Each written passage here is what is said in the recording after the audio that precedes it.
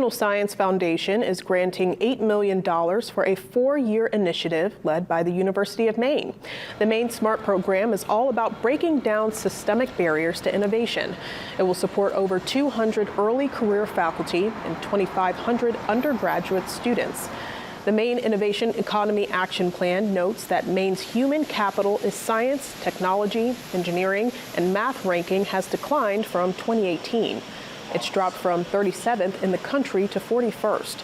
As Maine faces a shortage of workers in STEM sectors, Maine SMART aims to bring more education and resources around the Pine Tree State. I think the biggest thing I would say that we've heard so much since the pandemic about the workforce challenges that exist, not just in Maine, but across the US.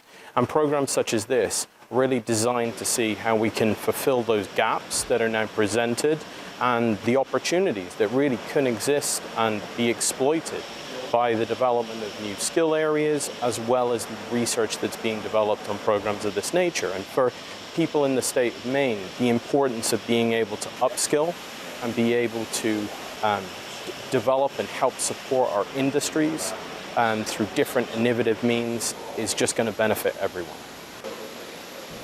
Partner institutions include the Maine Mathematics and Science Alliance, the Gulf of Maine Research Institute, UMaine at Fort Kent, and the University of Southern Maine, as well as SMCC and the Maine Technology Institute.